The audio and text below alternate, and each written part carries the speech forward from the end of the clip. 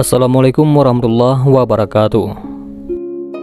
Dalam melabuhi bahtera kehidupan untuk terjalinnya kebaikan di dunia dan akhirat, haruslah menjadi umat muslim yang senantiasa memancarkan kebaikan.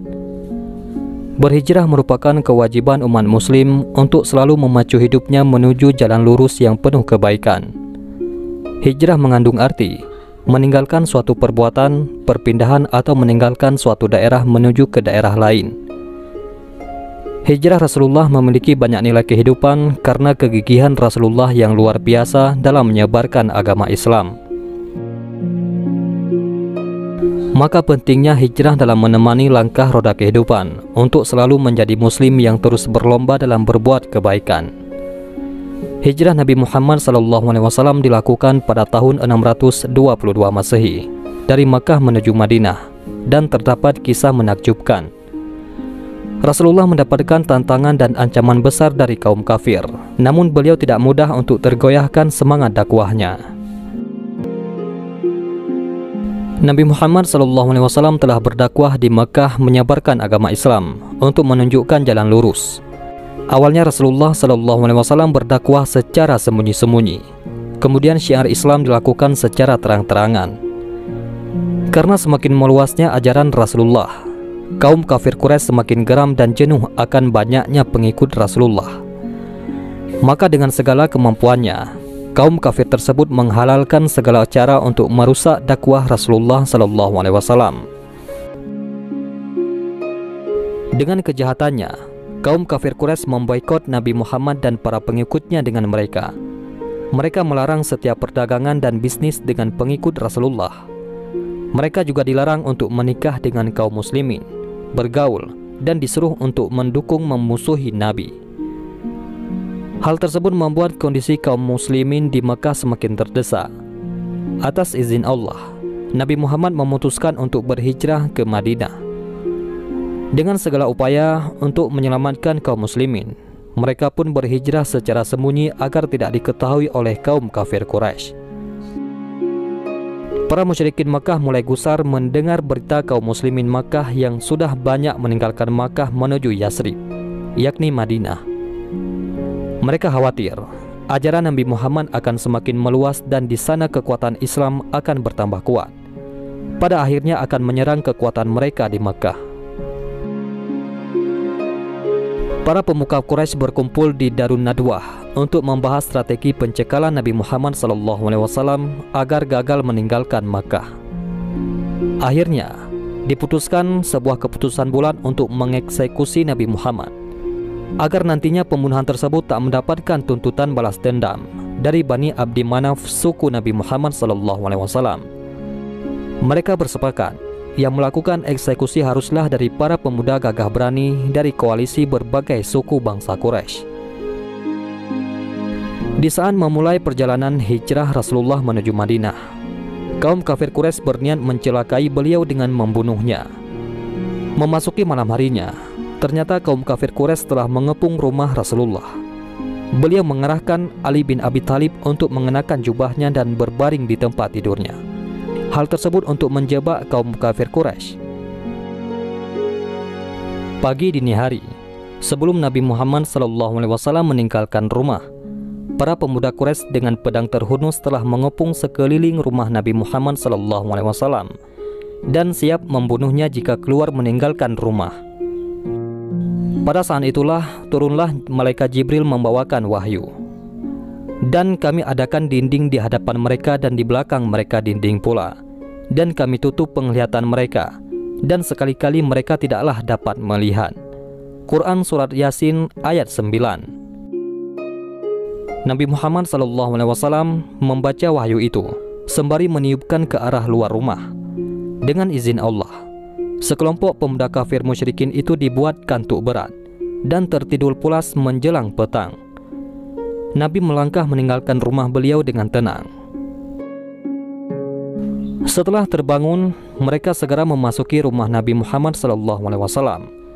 Namun tidak lagi mendapati Nabi, kecuali hanya ada Sayyidina Ali bin Abi Thalib yang sedang berbaring di kasur menggantikan posisi Nabi. Misi pemuda Quraisy tersebut membunuh Nabi SAW berakhir gagal total. Sejak siang hari itu, yakni hari Senin, Nabi memulai hijrah meninggalkan kota Makkah. Langkah pertama, beliau menuju ke rumah Abu Bakar As-Siddiq dengan cara menyamar.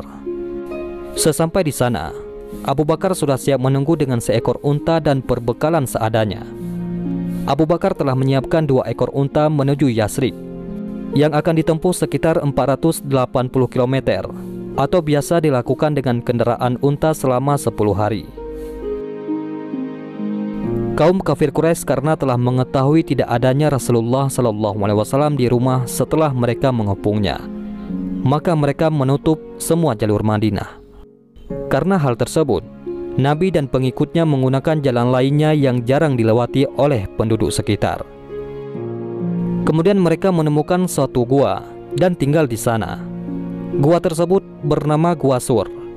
Mereka tinggal di Gua Sur kurang lebih selama 3 hari sebagai tempat perlindungan atas segala kekuasaan dan perlindungan Allah Subhanahu wa taala. Rasulullah SAW bersama para pengikutnya aman di dalam Gua Sur. Padahal gua tersebut sungguh sempit dan jarang untuk ditempati manusia. Di saat itu, kaum kafir Quraisy selalu mencari Rasulullah ke sana kemari untuk mencelakai perjalanan hijrahnya menuju ke Madinah.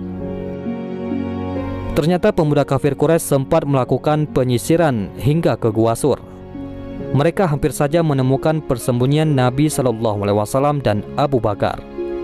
Hampir saja keduanya tertangkap dan terbunuh. Abu Bakar sedemikian khawatirnya jika Nabi SAW terbunuh. Maka turunlah surah At-Taubah ayat 40, di mana Allah Subhanahu wa taala menenangkan hati kekasihnya. Janganlah takut dan sedih, sesungguhnya Allah bersama kita.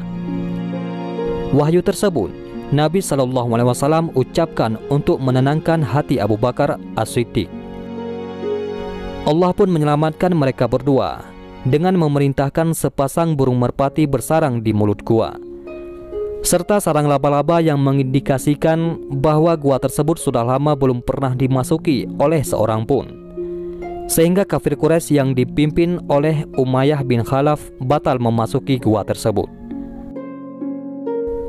Rasulullah 3 malam sudah aman berada di gua, dan pada tanggal 1 Rabiul Awal tahun pertama Hijriah, tahun 622 Masehi, Nabi dan Abu Bakar ditemani Amir bin Fuhairah bersama seorang penunjuk jalan, yaitu Abdullah bin Uraikid, keluar dari gua. Mereka melanjutkan kembali untuk berangkat menuju ke Madinah. Perlindungan di Gua Sur membuktikan bahwa Allah Subhanahu wa taala akan senantiasa melindungi seseorang yang berjuang untuk berdakwah kebaikan. Nabi Muhammad melanjutkan perjalanan kembali menuju ke Madinah. Rasulullah menaiki unta yang dalam kitab Tarik disebut dengan nama Al-Quswa. Selama 7 hari 7 malam, mereka berjalan menuju Madinah, melewati gurun pasir yang gersang tanpa kena lelah untuk keselamatan umat.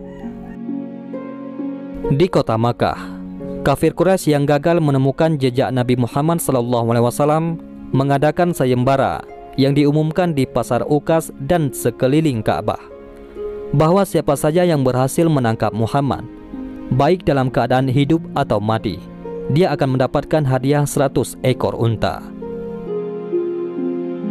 Seorang kafir Quraisy bernama Surakah bin Malik Al-Mutlaji tertarik dengan hadiah sayembara itu. Dia segera memacu kudanya untuk melakukan penyisiran sekaligus pengejaran hijrahnya Nabi SAW. Di tengah gurun pasir yang luas, Surakah menangkap bayangan 3 orang yang sedang melakukan perjalanan menuju arah ke Madinah. Dengan pedang terhunus, dia memacu kudanya dengan penuh semangatnya. Namun beberapa kali kudanya jatuh terjungkal. Surakah yang berniat membunuh Nabi SAW terjatuh hingga ditolong oleh Nabi SAW. Surakah menyadari kesalahannya. Dia meminta diampuni dan menyatakan masuk Islam. Pada hari ketiga, yaitu hari Kamis, tibalah Nabi SAW di desa Quba. Selama beberapa hari di sana, Nabi sempat mendirikan sebuah masjid. Itulah masjid pertama kali yang dibangun dalam sejarah Islam. Sampai hari ini, dikenal dengan Masjid Quba. Pada hari Jumat di Kuba, Nabi SAW bertemu kembali dengan Sayyidina Ali bin Abi Thalib yang menyusulnya. Di sini pula lah Nabi menerima keislaman Salman Al-Farisi, seorang pemeluk agama Kristen yang berasal dari Persia.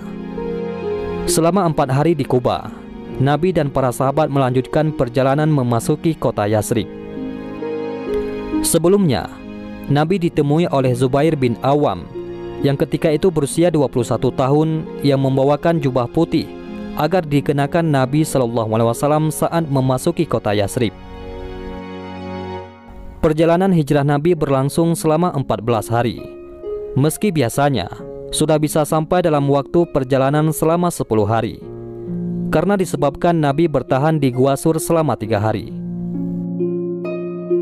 Para penduduk di Madinah selalu menunggu kedatangan Nabi SAW di sebuah tempat bernama Harrah, di sebuah perbukitan batu hitam yang memungkinkan bisa melihat rombongan Nabi dari kejauhan. Tepat pada hari Senin, 16 Rabiul Awal atau bertepatan 20 September 622 Masehi, disambut sukacita oleh segenap penduduk Yasrib dengan sambutan Thala'al Badru Alaina. Nabi SAW memasuki kota Yasrib. Kedatangan Rasulullah SAW di Yasrib diperebutkan oleh penduduk kaum muslimin. Mereka berebut menarik tali kekang unta beliau untuk mengajak Rasulullah bertempat tinggal di rumah mereka. Namun Rasulullah meminta, biarlah untanya sendiri yang menentukan di mana beliau bertempat tinggal. Unta yang ditunggangi oleh Rasulullah akhirnya berhenti di pekarangan rumah Abu Ayyub Al-Ansari. Di sanalah Rasulullah memulai bertempat tinggal beberapa bulan, sebelum akhirnya beliau membangun Masjid Nabawi. Tak lama kemudian, Rasulullah mengubah nama Yasrib menjadi nama baru, Madinah Al-Munawwarah, yang artinya kota baru yang bersinar. Kemudian, Khalifah Umar bin Khattab menjadikan peristiwa hijrah yang bertepatan tanggal 20 September tahun 622 Masehi inilah yang dijadikan sebagai momentum awal tahun baru Islam, yakni 1 Hijriyah dalam penanggalan umat Islam hingga hari ini. Demikian kisah perjalanan dakwah Rasulullah SAW bersama para sahabatnya, yang penuh dengan perjuangan yang sangat menggetarkan demi menegakkan kalimat La ilaha illallah, sehingga Islam pun tersebar ke seluruh penjuru dunia hingga hari ini. Mudah-mudahan bermanfaat. Assalamualaikum warahmatullahi wabarakatuh.